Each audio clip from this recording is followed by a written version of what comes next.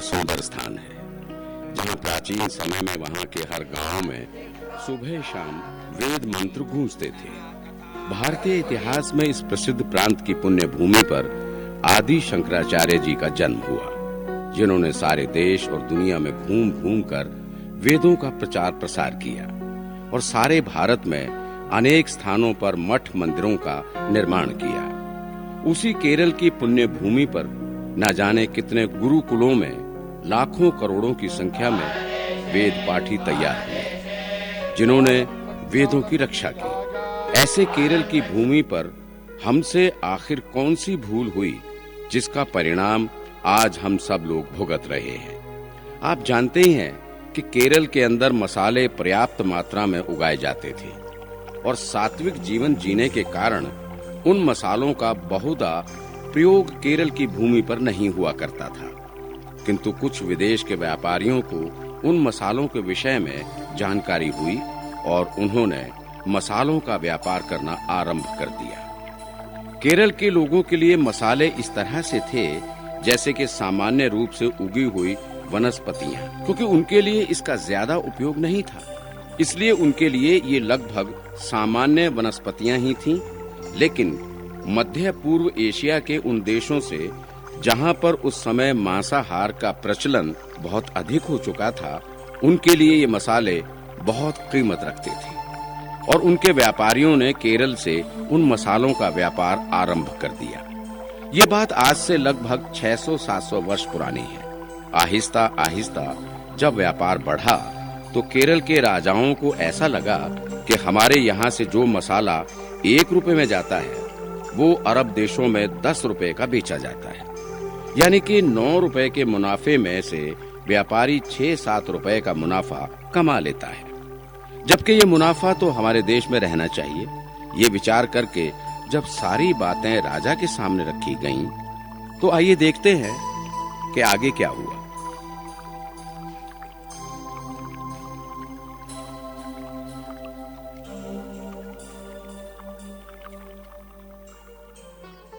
संग्रहित्री जी, कहिए, क्या कहना चाहते हैं आप? महाराज, मैं आपका ध्यान हमारे राज्य में हो रहे मसालों के व्यापार की ओर दिलाना चाहता हूं।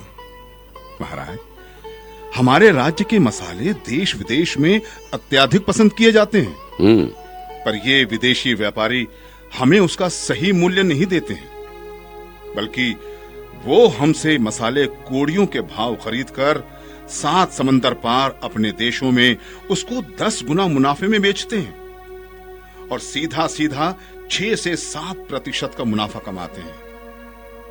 महाराज, हमें कुछ ऐसा रास्ता निकालना चाहिए जिससे ये मुनाफा राज्य की प्रगति के लिए राजकोष में आए। बात तो आपने सही कही है संग्रहित्री जी, पर ऐसा क्या किया जाए कि जिससे ये मुनाफा राज्य कोष में जमा हो? पर ये विदेशी व्यापारी तो हमसे उसी तरह व्यापार करेंगे जैसा वो अब तक करते आ रहे हैं और अन्य कोई उपाय हमारे पास है नहीं। एक सुझाव है महाराज, अगर आप आज्ञा दें तो कहूं? हाँ, बताओ, कौन सा सुझाव है? महाराज, क्यों ना हम खुद ही ये व्यापार करना शुरू करें? हमारे राज्य का व्यापारी वर्ग स्वयं 7 समंदर पार विदेशों में जाकर मसालों का व्यापार करे और अपनी आमदनी का आधा हिस्सा कर के रूप में राज्य कोष में जमा करे। मंत्री सूर्यभान जी, कि तुम क्या धर्म विरुद्ध और पाप करने की सलाह दे रहे हो राजन को? क्या तुम नहीं जानते, अगर हमारे राज्य का हिंदू 7 समुंदर पार अरब देश में व्यापार करने जाएगा तो उसका धर्म भ्रष्ट हो जाएगा। परंतु राज ऋषि जी, हमें इस विषय पर कोई तो रास्ता निकालना होगा जिससे इस व्यापार का लाभ राज्य को मिले। एक उपाय है राजन, जिससे हम इस मसाले के व्यापार को 7 समुंदर पार जाकर कर सकते हैं। वो क्या उपाय है राज ऋषि? राजन, हिंदू जाति में एक बहुत ही नीची जाति मानी जाती है जिसका नाम है कनीस। उस कनीस जाति के जो लोग हैं अगर हम उस जाति के परिवारों के एक एक घर से उनके बड़े पुत्र को मुसलमान बना दें और उनको व्यापार करने के लिए नावें देकर 7 समुंदर पार अरब के देशों में भेज दें, और वो स्वयं ही नाविक है और नाविक जाति से संबंध रखते हैं, मुस्लिम बनने पर उनके धर्म में 7 समुंदर पार करना अधर्म नहीं कहलाता।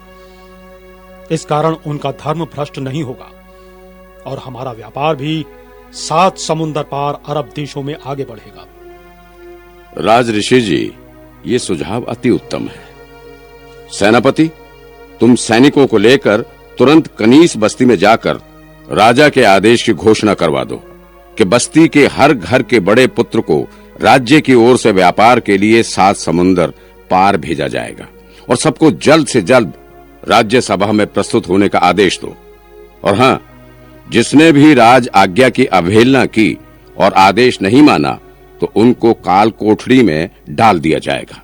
जो आज्ञा महाराज। इस तरह हमारे ही कुछ लोभी और अंधविश्वासी पंडितों के कारण इस तरह के अंधविश्वास ने जहां एक ओर हमारे देश के केरल राज्य के व्यापार को रोका और दूसरी ओर एक बहुत बड़ी कुरीतियों और अंधविश्वासों ने हमें अधर्म की ओर धकेल दिया। स्वयं राजा द्वारा अरब देश से बुलाकर मौलवियों के द्वारा अपने हाथों से ही अपने भाइयों को मुसलमान बनाने के लिए विवश किया। महाराज, कनीस बस्ती के हर घर से परिवार का बड़ा पुत्र आपके सामने उपस्थित है। अति उत्तम सेनापति। तुम सब जानते हो तुम सभी को यहाँ क्यों बुलाया गया है? अगर नहीं जानते हो तो मैं तुम सबको समझाता हूँ। हम तुम सबको राज्य की ओर से मसालों का व्यापार करने के लिए 7 समुंदर पार भेज रहे हैं और उस व्यापार का तुम सबको अच्छा मूल्य प्राप्त होगा, जिससे तुम सब अपने परिवारों का अच्छा पालन पोषण कर पाओगे। अन्नदाता की जय हो, अन्नदाता की जय हो। परंतु उसके लिए तुम सभी को मुसलमान बनना होगा, यानी कि अपनी जाति, अपना धर्म छोड़ना होगा और मुसलमान बनने की प्रक्रिया जो भी होगी उसकी व्यवस्था राज्य की ओर से कर दी गई है। हमने 7 समुंदर पार से इन मौलवियों को यहां बुलाया है। ये अपने रीति रिवाज द्वारा आप सभी को मुसलमान बनाएंगे और फिर तुम सब 7 समुंदर पार जाकर व्यापार कर सकते हो। क्षमा अन्नदाता, अन्नदाता, जो काले चोर की सजा हो वो हमें दे दीजिए, पर ये पाप हमसे न करवाइए। हम जैसे भी हैं, जिस हाल में हैं, अपनी जाति और अपने धर्म से खुश हैं। ये अधर्म का काम हमसे न करवाइए महाराज। ये पाप है, ये पाप है हमारे लिए अन्नदाता। हे नीच, अब तू हमें सिखाएगा पाप और पुण्य के विषय में? और तेरा इतना दुस्साहस कि इस भरी सभा में राजा की कई बातों का अपमान करे? दया भगवान, दया। हम जिस जाति में, जिस धर्म में जन्मे हैं, उसी जाति में, उसी धर्म में मरना स्वीकार है। यहीं रहकर आप सबकी छत्र छाया में रूखी सूखी खाकर जीवन काट लेंगे, पर यह अनर्थ हमसे न करवाइए भगवान। ये हमसे नहीं होगा, नहीं होगा हमसे भगवान। ये सैनिकों, इस दुराचारी को राज्य आज्ञा के उल्लंघन के अपराध में बंदी बना लो। ये घोर अत्याचार है अन्नदाता, ये घोर अत्याचार है अन्नदाता। अनर्थ मत कीजिए अन्नदाता, अन्नदाता। तुम सबके लिए अब 2 ही रास्ते हैं। या तो तुम राजा की आज्ञा का पालन करके मुसलमान बन जाओ, नहीं तो राज आज्ञा के उल्लंघन के लिए तुम सबको बंदी बनाकर कारावास में डाल दिया जाएगा।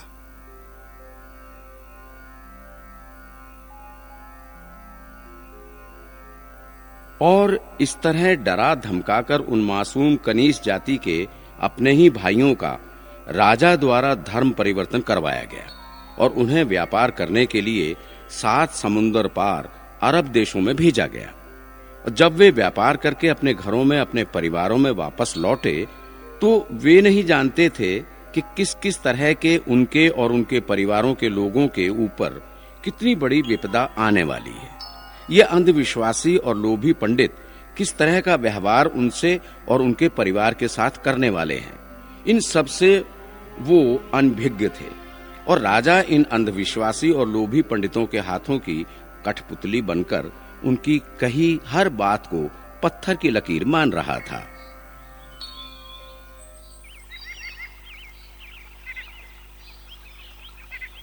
शिव शिव शिव शिव शिव शिव, घोर पाप, घोर पाप। क्या हुआ राजऋषि जी? वो देखिए राजन, वो देखिए, शिव शिव शिव शिव, हमारे राज्य में यह किस तरह का धर्म हो रहा है। देखिए राजन, ये कनिष्ठ जाति के लोग इस मुसलमान के हाथों से लिया हुआ भोजन खा रहे हैं। छी छी छी छी छी छी, घोर पाप राजन, घोर पाप। इसके हाथों से लिया भोजन खाकर इन सभी का धर्म भ्रष्ट हो गया। ये सभी पाप के भागी हैं राजन। अब क्या किया जाए इन सब के साथ राजऋषि जी? इस मुसलमान के हाथों से दिया भोजन खाकर यह पूरा परिवार भी अब मुसलमान हो गया है। इसलिए इन सब की यह सजा है कि इन सब को जाति से बाहर कर दिया जाए। आज से ये हिंदू नहीं रहे राजन। सैनिकों, इन सबको आज से जाति से बाहर कर दिया जाए। अब ये पूरा परिवार मुसलमान हो गया है। इसकी घोषणा पूरी बस्ती में कर दो कि जो भी इनके हाथ का पानी भी पिएगा वो भी जाति से बाहर कर दिया जाएगा। हम पर दया करें महाराज, हम पर दया करें। ऐसा कठोर दंड ना दे अन्नदाता। शिव शिव शिव शिव शिव शिव, दूर हो, दूर हो। क्षमा अन्नदाता, ये मेरा ही बेटा है अन्नदाता। आपने ही इसे 7 समुंदर पार व्यापार करने भेजा था और आपने ही इसका धर्म बदला था, इसे मुसलमान बनाया था। अब ये 7 समुंदर पार से लौट के अपने घर आया है। मेरे सिवा इसका कोई नहीं है। ये कहाँ जाता अन्नदाता? हम पर दया करे, हमें क्षमा कर दे अन्नदाता, हमें क्षमा कर दे। दुष्ट पापिनी, ये पाप करने से पहले तुझे विचार नहीं आया कि तू और तेरा परिवार क्या धर्म कर रहा है? ऐसे पाप को कभी अनदेखा नहीं किया जा सकता। इसलिए ये पाप करके तेरा पूरा परिवार दंड का भागी हो गया है और ऐसे पाप का जो दंड होता है वो तुझे और तेरे परिवार को राजन दे चुके हैं। अन्नदाता, ऐसा दंड ना दीजिए। चाहे तो इस अपराध के लिए हमारे शरीर की बोटी बोटी नुचवा लीजिए, पर ऐसा दंड मत दीजिए अन्नदाता, ऐसा दंड मत दीजिए। क्षमा कर दीजिए अन्नदाता, क्षमा कर दीजिए, क्षमा कर दीजिए अन्नदाता। चलिए राजन, यहाँ आने का और भी रोकना धर्म विरुद्ध होगा। एक बेबस के नीड से पूछो कितनी पीड़ है जाति में, क्या है उसका दोष वो मूर्ख क्यों जन्मा इस जाति में। पल पल मन में कैसी चिता जले। जब कनिष्ठ जाति के वो हिंदू लोग जिनको उस समय व्यापार करने के लिए मुसलमान बनाकर 7 समुंदर पार भेजा गया था, जब वे लोग वापस अपने परिवारों में लौटकर आए तो उनके परिवारों को भी अंधविश्वासी और लालची पंडितों के कहने पर राजा ने मुसलमान घोषित कर दिया। हर परिवार के बड़े भाई को सबसे पहले मुसलमान बनाया गया था। कहते हैं कि वहां पिल्लई भाई को कहा जाता है और वहां महापिल्लई बड़े भाई को कहा जाता है। वही इस दृष्टि से महापिल्लई करते करते वो सब मोपिला के नाम से प्रसिद्ध हो गए और बाद में वो मोपिला जाति के रूप में परिवर्तित हुए। इस प्रकार से हमने अपने ही भाइयों की एक बड़ी फौज को दुश्मन के रूप में खड़ा कर लिया। बात यहाँ खत्म नहीं होती, बल्कि तो बात यहाँ से शुरू होती है। उसी मोपला जाति के अंदर मुसलमान प्रचारकों की धूम मच गई और वो अनेक जातियां जिनके साथ हमने ऊंच नीच के संबंधों के कारण जिनको अपने से दूर कर दिया था, उन्हीं जातियों में लगातार मोपला मुसलमान और उनके आने वाले अरब से मौलवी प्रचारकों ने जबरदस्त प्रचार किया और 100 सालों के अंदर लाखों की संख्या में मोपला मुसलमान खड़े कर दिए गए। और एक समय ऐसा आ गया जब उन्होंने उसको दारुल इस्लाम बनाने के लिए एक लंबी लड़ाई लड़ने का संकल्प लिया और फरवरी 1921 में एक बड़े युद्ध छेड़ने की तैयारी कर दी गई। हिंदू काफिर, इनको अब अपना काफिरपन छोड़ना होगा। मालाबार में अंग्रेजों की हुकूमत को खत्म करने वालों, अल्लाह के बंदों, अब तुम्हें उन काफिर हिंदुओं को सबक सिखाना होगा और उनको बताना होगा कि पूरे मालाबार में अब एक ही हुकूमत होगी, उस अल्लाह की, और जो इसकी खिलाफत करेगा उसको मौत के घाट उतार दिया जाएगा। अल्लाहू अकबर, अल्लाहू अकबर, अल्लाहू अकबर, अल्लाहू अकबर। हमारा जिहाद तब तक अधूरा है जब तक मालाबार में एक भी हिंदू जिंदा है। पिछली आग बुझने से पहले एक नई आग जलनी चाहिए, नई चीखें, नए जख्म, नई तबाही। और इस बार जो हमने सोचा है वो सचमुच मालाबार के हर हिंदू की नींद उड़ा देगा। ये जख्म जो हिंदू कौम को हम देंगे वो जिंदगी भर नहीं भूल पाएगा। अल्लाह पर ईमान रखने वालों, अब वक्त आ गया है इन हिंदू काफिरों के खिलाफ जिहाद का, और यही सही वक्त है इस काम को अंजाम देने का। अल्लाह के बंदों, अल्लाह पर ईमान रखने वालों, चलो आज सबक सिखाते हैं इन काफिरों को।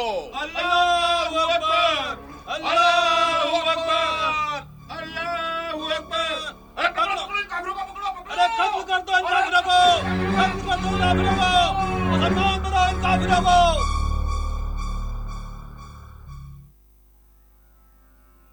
और इस तरह पूरे उत्तरी मालाबार क्षेत्र में एक एक गांव के अंदर मोपला मुसलमानों द्वारा हिंदू परिवारों के घरों को जलाया गया, उनको लूटा गया, माताओं बहनों का बलात्कार किया गया, उनको धमकाया गया, छोटे छोटे बच्चों को तलवारों की नोक पर गेंद की तरह उछाल उछाल कर मार दिया गया।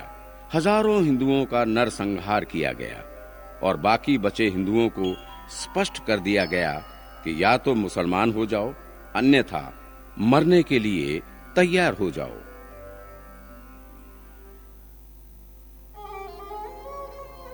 हमें बचा लो महाराज, हमें बचा लो, हमारी रक्षा करो महाराज, हमारी रक्षा करो।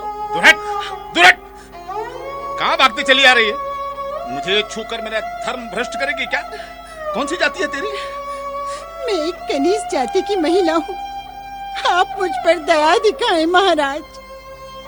सैकड़ों मोपला मुसलमानों ने हमारे गांव में हमला कर दिया है, हमारे घरों को जला दिया है, वो पूरे गांव को लूट रहे हैं, लोगों को मार रहे हैं। उन दरिंदों ने मेरे साथ बलात्कार करने का प्रयास किया तो मेरे पति ने उनका विरोध किया, तब उन मोपलाओं ने मेरे पति को जिंदा जला दिया। मैं किसी तरह छिपते छिपाते अपने प्राण बचाकर यहाँ तक आई हूँ। मेरे साथ मेरा ये बेटा है, हम पर दया करो, हमारे प्राणों की रक्षा करो महाराज। भ्रष्ट हो गई है क्या तेरी? पागल हो गई है क्या तू? एक नीची जाति की महिला ये भूल गई क्या तू? तो जैसे लोगों की परछाई भी अगर हम नायरों पर पड़ती है तो हम अशुद्ध हो जाते हैं। इसलिए सदियों से तुम्हारे और हमारे बीच में 36 पग की दूरी बनी हुई है। और तू चाहती है तुझे और तेरे बेटे को मैं अपने घर में छुपा कर मैं अपना पूरा घर अशुद्ध कर लूं और अपना धर्म भ्रष्ट कर लूं? हाँ? आप तो नायर हैं, एक क्षत्रिय, सभी हिंदुओं के रक्षक। मोपला मुसलमान मुझसे बलात्कार कर मुझे मुसलमान बनाना चाहते हैं, तो क्या आप हमें हिंदुओं को ऐसे ही मुसलमान बनते हुए देखते रहेंगे? अपने हिंदू धर्म और हिंदू जाति के लिए कुछ नहीं करेंगे? मुसलमान तेरा बलात्कार कर तुझे भ्रष्ट कर मुसलमान बनाना चाहते हैं तो बन जाना मुसलमान, इसमें मेरा क्या जाता है? पर तेरे लिए मैं अपना धर्म भ्रष्ट नहीं कर सकता, समझी ना? चल भाग यहाँ से, कहीं और जाके मर, नहीं तो मोपलाओं से पहले तू कहीं मेरे हाथों ही ना मारी जाए। चल निकल यहाँ से। बड़ी आई मुझे मेरा कर्तव्य समझाने वाली।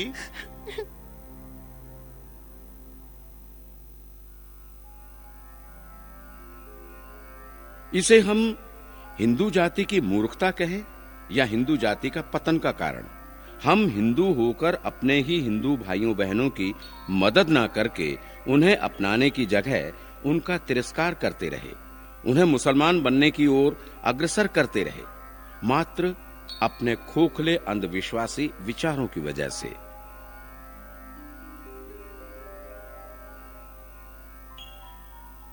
शिव शिव शिव शिव शिव शिव शिव। इस दुष्ट नीच ने इस देवालय में प्रवेश करके पूरे देवालय को भ्रष्ट कर दिया है। निकाल के बाहर फेंक दो इसे। प्रभु प्रभु, आप सब मुझ पर दया करो, मुझे मत मारो। मैं अपनी जान बचाने के लिए इस देवालय में छिप कर बैठा था। हाँ, मोपलाओं ने मेरे गांव पर आक्रमण कर मेरे घर को जला दिया, मेरे पिता को जान से मार दिया है। मेरी माँ, मेरा छोटा भाई और मैं किसी तरह अपने प्राण बचाकर इस गांव में आए। हमने इस गांव के हर घर के आगे मदद के लिए गुहार लगाई, पर किसी ने हमारी मदद नहीं की। आखिर मैं थक हार कर इस देवालय में आकर छिप गया। नीच, तू जानता नहीं है कि इस देवालय में तुझ जैसे नीच जाति के लोगों का प्रवेश निषेध है, फिर भी तूने इस देवालय में प्रवेश करने का दुस्साहस किया। तेरे प्रवेश से ये पूरा देवालय भ्रष्ट हो गया है। अब पूरे देवालय को गंगा जल छिड़क कर शुद्ध करना होगा। गांव वालों, इस नीच की इस नीचता का एक ही दंड है, इसके हाथ पैर तोड़ के गांव से बाहर फेंक दो। मारो मारो मारो मारो, मत मारो मत मारो, क्षमा कर दो, हमें क्षमा कर दो। कौन है तू?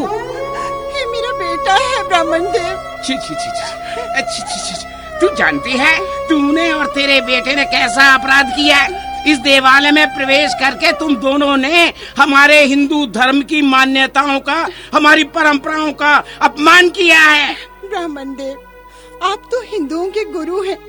मोपला हमें जबरदस्ती मुसलमान बनाना चाहते हैं। आप तो हमारी मजबूरी को समझें। आप तो हम हिंदुओं की मदद कीजिए। आप तो हमें उन मोपलाओं से बचाइए। तुम सब हिंदू जाति के लिए एक कलंक हो। तुम्हारा मुसलमान हो जाना ही अच्छा है। मोपला मुसलमान अच्छा कर रहे हैं जो तुम्हें मुसलमान बना रहे हैं। इससे तुम जैसे अछूत हिंदू जाति की वजह से स्वर्ण हिंदू जाति पर जो बोझ है वो तुम्हारे मुसलमान हो जाने से कम ही हो रहा है। हाँ ना ना, ऐसा ना कहें ब्राह्मण देव, ऐसा ना कहें। हाँ, जो हमारे साथ हो रहा है, भगवान ना करे वो सब इस गांव में हुआ तो भी आप यही कहेंगे। चुप कर नीच औरत। तुम नीच जाति के लोग हम ब्राह्मणों के गांव में, हमारी गलियों में, हमारे देवालय में आ गए। तुम्हारी छाया हम पर पड़ चुकी है। हमारे धर्म का सत्यानाश तुम दोनों ने कर दिया। अब मुसलमान इस गांव में आ भी गए तो कौन सा भ्रष्ट कार्य हो जाएगा है? गांव वालों, देखते क्या हो? धक्के मार कर बाहर कर दो इन दोनों को देवालय से। मारो मारो इन्हें। मारो मारो। पापियों, निकल जाओ यहाँ से, दोबारा दिखाई नहीं देना इस गांव में। पता नहीं भगवान तुम जैसे लोगों को जन्म ही क्यों देता है।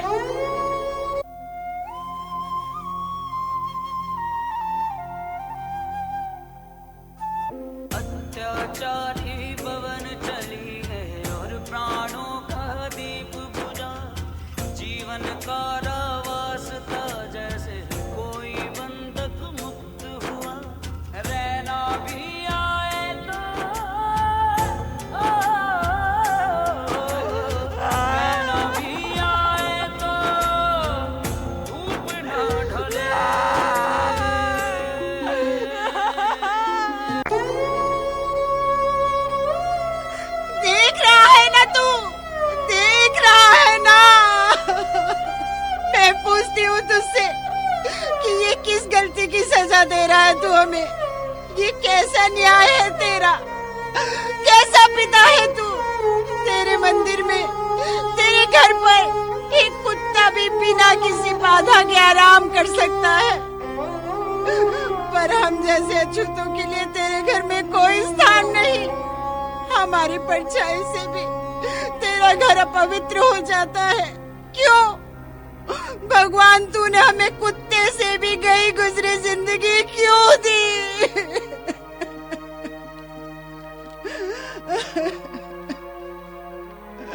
अरे तू तो सबका पिता है ना। पिता तो कभी अपने बच्चों में कोई भेदभाव नहीं करता, फिर तूने हमें क्यों अछूत जात में और उन्हें बड़ी जात में पैदा किया?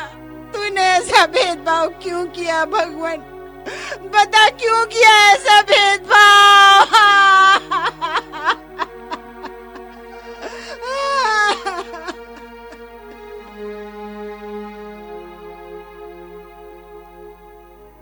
जहां मालाबार में सवर्ण जाति के हिंदू अंधविश्वास और पाखंड के बुने हुए जाल में पड़कर अपने ही हिंदू भाई बहनों का तिरस्कार कर रहे थे, अपना धर्म बचा रहे थे, और वहीं मोपला मुसलमान हिंदुओं को काफिर समझकर उनका नरसंहार करना अपना धर्म समझ रहे थे।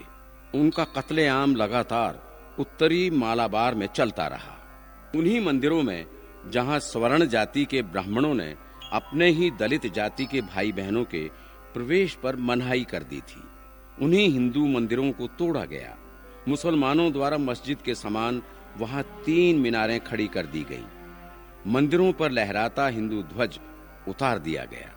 उसके स्थान पर तुर्की का हरा झंडा लहराया गया, और जिस तरह गंगा जल छिड़ककर मंदिर को शुद्ध करते हैं, उसी प्रकार गाय की हत्या करके उसके रक्त को छिड़ककर उसे पाक किया गया। इस तरह उन्होंने मंदिर को मस्जिद बनाकर पाक किया। जिन हिंदू पुरुष महिलाओं ने जबरन मुसलमान बनना स्वीकार नहीं किया, उनको मारकर कुओं में उनकी लाशों को डाल दिया गया। ऐसे 3 कुएं हिंदू लोगों की लाशों से भरे मिले। इस मालाबार नरसंहार में हजारों हिंदुओं को मौत के घाट उतार दिया गया। हजारों हिंदुओं का जबरन धर्म परिवर्तन करवाया गया। हजारों हिंदू महिलाओं का बलात्कार किया गया। ऐसी स्थिति की जानकारी जब आर्य समाज को पता चली, तो आर्य समाज लाहौर में एक सभा बुलाई गई। जैसा कि आप सब जानते ही हैं कि मालाबार में हमारे हिंदू भाई बहनों के साथ मोपला मुसलमानों द्वारा किस तरह का अमानवीय व्यवहार किया, किस तरह हिंदुओं के गांव जला दिए गए, उनके घरों में लूट मार की गई, जबरन हमारी माताओं और बहनों को बलात्कार करके मुसलमान बनाया गया। तलवार की नोक पर मौत का डर दिखाकर हजारों हिंदुओं को मुसलमान बनाया गया और हजारों हिंदुओं को मौत के घाट उतार दिया गया। इस घटना की जितनी निंदा की जाए वो पर्याप्त नहीं है। आर्य समाज इस घटना की कड़ी निंदा करता है। हमारे मध्य में स्वामी श्रद्धानंद जी उपस्थित हैं।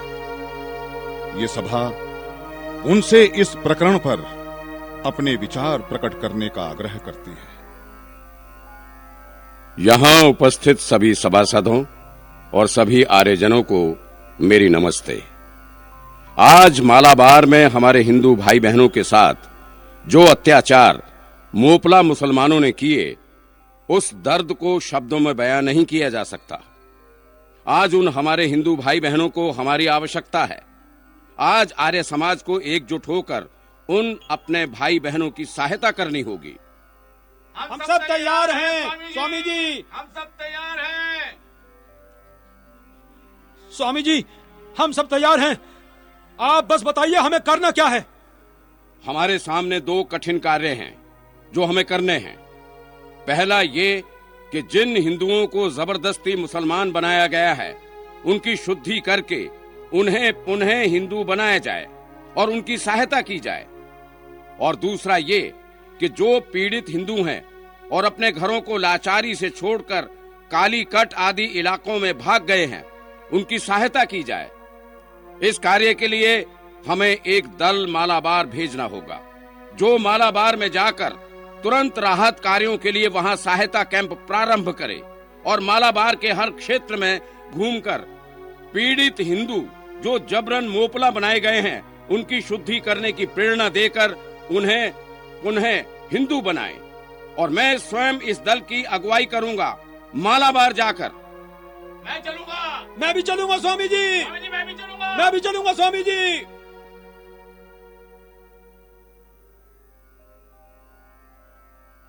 और इस तरह आर्य समाज का एक जत्था मालाबार पहुंचा और आर्य समाज द्वारा भी हिंदुओं को और हिंदू माताओं बहनों का बलात्कार करके मुस्लिम बनाया गया था, उनको वापस हिंदू बनाने का केंद्र खोला गया। उनके लिए भोजन और वस्त्र वितरण के स्थान खोले गए।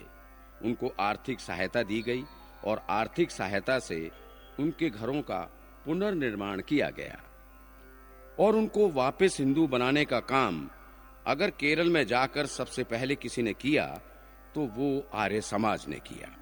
ये हमारा दुर्भाग्य है कि जो मालाबार हिंदुओं के रक्त से लाल हो गया था, जिस मालाबार में हिंदू बेटी बहनों की इज्जत तार तार हुई थी, उस मालाबार की घटनाओं को बड़ी बड़ी सभाओं में मुस्लिम नेता हिंदू मुस्लिम एकता की मिसालें देकर मालाबार नरसंहार को मात्र हिंदू मुस्लिम एकता को बदनाम करने का जामा पहनाने का प्रयास कर रहे थे। और दुख तो यह भी था कि हमारे ही हिंदू नेता उन मुस्लिम नेताओं की हां में हां मिला रहे थे। इस हिंदू मजलिस ने अपनी पूरी मेहनत से जो हिंदू मुस्लिम एकता कायम की है, मैं एक मुस्लिम लीडर होने के नाते इनका तहे दिल से शुक्रिया अदा करता हूं। पर कुछ नाकारा देश के दुश्मनों को हिंदू मुस्लिम एकता बर्दाश्त नहीं हो रही है, इसलिए ये लोग हिंदू मुस्लिम को भड़काने का काम कर रहे हैं, हिंदू मुस्लिम दंगे की झूठी खबर समाचारों में छापकर। मजलिस ने खुद इन मामलों की तहकीकात करने के लिए खुदा बख्श को मालाबार रवाना किया था। उन्होंने जो सबूत पेश किए हैं और उन सबूतों को देखते हुए यह मजलिस इस नतीजे पर पहुंची है कि मालाबार में हिंदू मुसलमानों की एकता को तोड़ने वाला वाकया नहीं हुआ और मालाबार में हिंदू मुस्लिम दोनों ही अमन और चैन से रह रहे हैं। मैं शंभू दयाल सभी हिंदू भाइयों की ओर से इस प्रस्ताव का समर्थन करता हूं। मालाबार में हिंदू मुस्लिमों के दंगों की खबर झूठी है। ये सब हिंदू मुस्लिम एकता को तोड़ने के लिए झूठी खबर फैलाई जा रही है। ऐसा कुछ भी नहीं हुआ है। उल्टा मोपला शूरवीर बंधु तो अंग्रेजों के खिलाफ वहां लड़ाई लड़ रहे हैं। सभा को तो उन मोपला वीरों के शौर्य और धैर्य का अभिनंदन करना चाहिए। मोपला हम हिंदुओं के भाई हैं। हिंदू मुस्लिम भाई हैं। हिंदू मुसलमान एक हैं। मैं कुछ कहना चाहता हूं। ये झूठा सच आपको यहाँ खुदा बख्श जी की आंखों से दिखाया जा रहा है, पर सच मैं आपको बताता हूं। जिन मोपलाओं के शौर्य और धैर्य की अभिनंदन की बातें शंभू दयाल जी आप लोगों से कर रहे हैं, सच्चाई उससे उलट है। इन्हीं मोपलाओं ने खिलाफत आंदोलन की आड़ में मालाबार में उन हिंदुओं को जिनकी दुहाई हिंदू मुस्लिम एकता के नाम पर आप यहाँ दे रहे हैं, उन्हीं हिंदुओं को जबरन मुसलमान बनाया गया है। हजारों हिंदुओं का कत्लेआम किया गया है। हमारी माताओं और बहनों की अस्मत लूटी गई है। इन्हीं मोपलाओं के द्वारा हिंदुओं के मंदिरों को, घरों को जला दिया गया, इन्हीं मोपलाओं के द्वारा। और आप सब इनके शौर्य और धैर्य के अभिनंदन की बात कर रहे हैं। झूठ बोलता है ये देश का दुश्मन है। ये हिंदू मुस्लिम एकता खत्म करना चाहता है। अंग्रेजों का भेजा हुआ टट्टू है ये। उनके कहने पर यहां आकर गलत बात हमारे सामने पेश कर रहा है। कौन है तू? बोल, कौन है तू? कौन है ये बता, कौन है? आप सब शांत हो जाएं। मैं जो कह रहा हूं वो पूरी तरह सत्य है। मैं एक हिंदू हूं। इन घटनाओं का मैं स्वयं साक्षी हूं। खुद मुझे ही मोपलाओं ने भयंकर डरा धमकाकर तलवार की नोक पर मुस्लिम बनाया था और मुझसे भी लाखों गुना अत्याचार हमारे गांव के हिंदू भाई बहनों पर किया गया था। अब तो तुम मुसलमान है ना, फिर तुम मुसलमानों के खिलाफ कैसे बोल रहा है? मैं हिंदू हूं। मोपलाओं ने मुझे बलपूर्वक मुसलमान बनाया था, परंतु मुझे मेरी इच्छा के अनुरूप आर्य समाज ने संस्कार कर शुद्ध कर लिया है।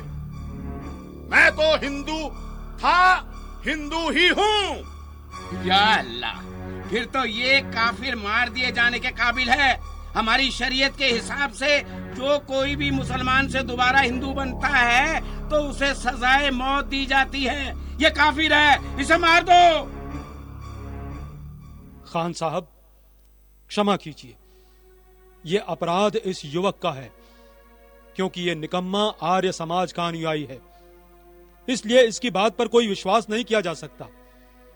ये तो स्पष्ट ही है, इस आर्य समाज ने तो खुद ही हिंदू धर्म का नाश कर रखा है। ये हमारे ही हिंदुओं के खिलाफ काम करते हैं, हिंदू धर्म की सारी व्यवस्था खराब करने का कार्य करते हैं। छोटी जाति के लोगों को कहते हैं कि आप सब भी ऊंची जाति के बराबर का अधिकार रखते हो। बताओ, क्या नीची जाति के लोग हम सबकी बराबरी कर सकते हैं भला?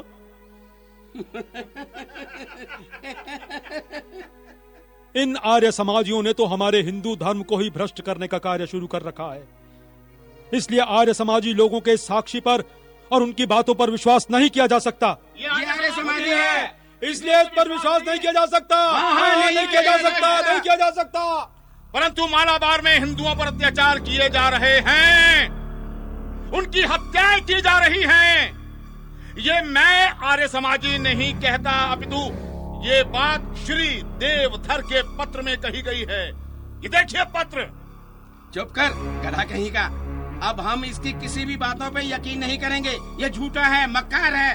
धक्के मार कर निकाल दो इसे यहाँ से। निकाल दो, निकाल दो, निकाल दो इसे। ए हिंदुओं, मुझे धक्का मारकर क्यों निकाल रहे हो? तुम तो अत्याचार ना करने वाले लोग हो। बाहर निकालो इसे, जल्दी बाहर निकालो। जहां एक ओर मोपलाओं का सच बताने पर अपने ही हिंदू भाइयों के आर्य समाजियों के कार्यों पर प्रश्न चिन्ह खड़े किए जा रहे थे, वहीं दूसरी ओर आर्य समाजी मालाबार के हर गांव-गांव में, हर घर-घर में जाकर पीड़ित भाई बहनों को पुनः शुद्ध करके हिंदू बनाने के कार्यों में लगे हुए थे। मेरे तो गिरधर गोपाल, मेरे तो गिरधर गोपाल, दूसरों ना कोई। मेरे तो गिरधर गोपाल, दूसरों ना कोई। ए लड़की, ये झोपड़ी किसकी है? एक मोपली की। वो गीत तुम ही गा रही थी ना? कौन सा गीत? मेरे तो गिरधर गोपाल, दूसरों ना कोई। नहीं नहीं, मैं नहीं गा रही थी। आपको कोई भ्रम हुआ है। आप जाइए यहाँ से, मेरे शौहर आते होंगे। तुम मोपलाओं की स्त्री नहीं हो। अगर होती तो तुम इस तरह इतनी भक्ति से ये गीत नहीं गाती। ये गीत तो केवल एक हिंदू स्त्री ही गा सकती है। बताओ, तुम कौन हो? आप कौन है महात्मन? कहीं आप वही सन्यासी तो नहीं जो घूम घूम कर जबरन मोपला हुए हिंदुओं को शुद्ध कर पुनः हिंदू बना रहे हैं, जिन्हें मोपला शैतान सन्यासी के नाम से पुकारते हैं? क्या आप वही सन्यासी तो नहीं? हाँ लड़की, मैं वही हूँ। आप यहाँ से तुरंत चले जाएं। अगर मोपलाओं को पता चल गया तो वो आपको मार देंगे। घबराओ नहीं लड़की, ऐसा कुछ नहीं होगा। मेरा दल कुछ ही दूरी पर है, वो जल्दी यहाँ आ जाएगा। पहले तू ये बता, तेरे शरीर पर मोपला स्त्रियों के हिजाब है, परंतु तू गीत गिरधर गोपाल के गा रही है। कहीं तू हिंदू तो नहीं?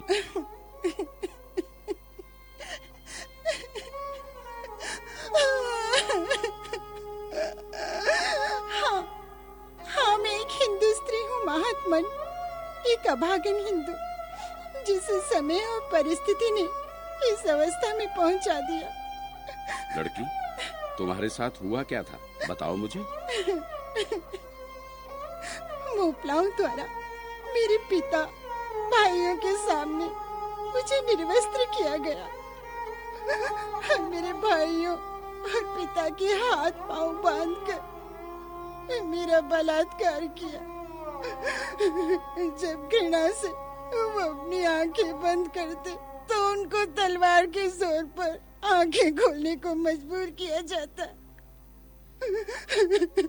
मेरे भाइयों और पिता से ये घृणा नहीं देखी गई और उन्होंने अपनी आंखें बंद कर ली। तूने मेरे सामने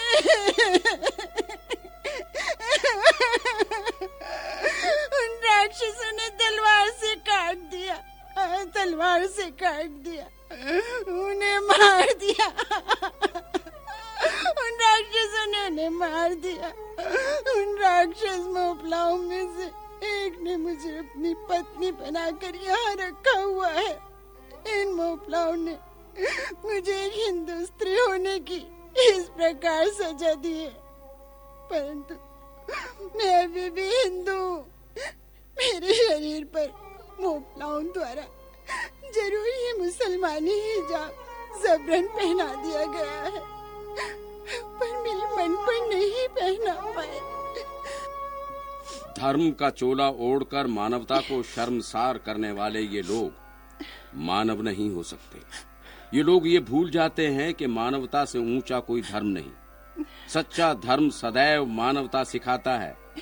जिस धर्म में मानवता नहीं वो धर्म नहीं हो सकता। घृणा का अर्थ प्रेम ही है। हिंसा का उत्तर अहिंसा। पूरी मानव जाति को ये समझना होगा। हिंसा 1000 प्रश्नों को जन्म दे सकती है, पर किसी भी एक प्रश्न का उत्तर नहीं बन सकती।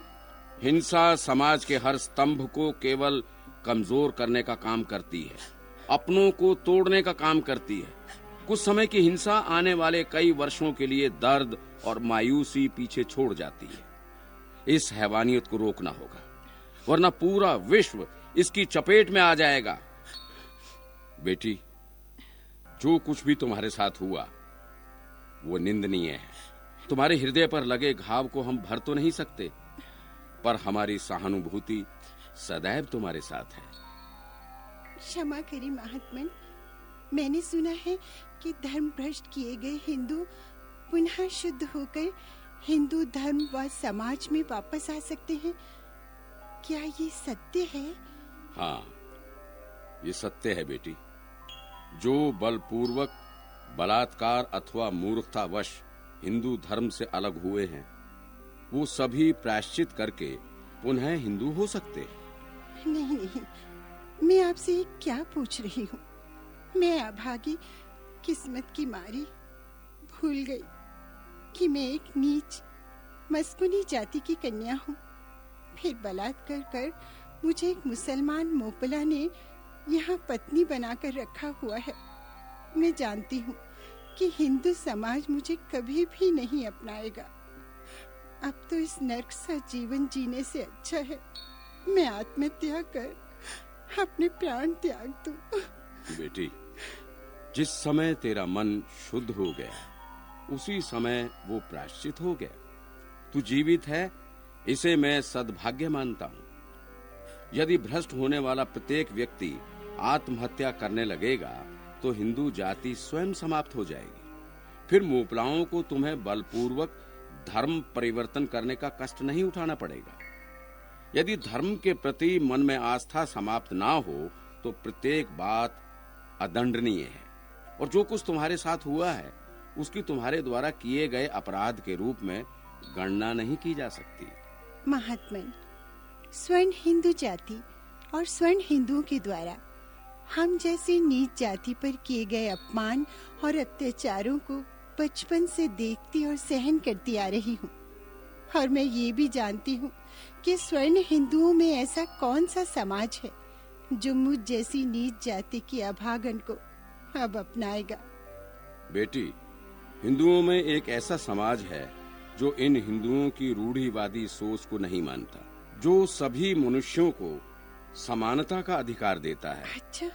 और वही समाज तुम्हें अपनाएगा भी और सम्मान का जीवन भी देगा। हिंदुओं का वो कौन सा समाज है? आर्य समाज, आर्य समाज, आर्य समाज। और मैं स्वयं एक आर्य समाजी हूँ और मुझ जैसे अनेक आर्य समाजी पूरे मालाबार में बलपूर्वक और बलात्कार करके मोपला बनाए गए अपने हिंदू भाइयों बहनों को शुद्ध करके हिंदू धर्म में उनको वापस लाने का कार्य कर रहे हैं। ऐसा है तो महात्मन, सचमुच आर्य समाज द्वारा शुद्ध होकर मैं हिंदू बन सकती हूँ? अवश्य तुम हिंदू बन सकती हो, परंतु तुम्हें सबसे पहले ये मुस्लिम हिजाब जो तुमने पहन रखा है उसको अपने शरीर से उतार फेंकना होगा।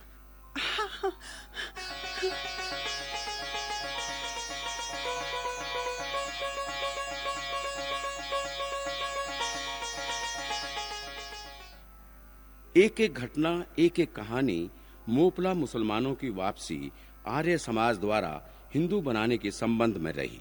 वो अपने आप में बहुत पीड़ादायक है। एक ओर आर्य समाज उन सभी भाई बहनों को हिंदू बना रहा था और दूसरी ओर तथाकथित कुछ कट्टर हिंदूवादी आर्य समाज द्वारा की गई इस शुद्धि अभियान का विरोध करने में अपनी शान समझ रहे थे।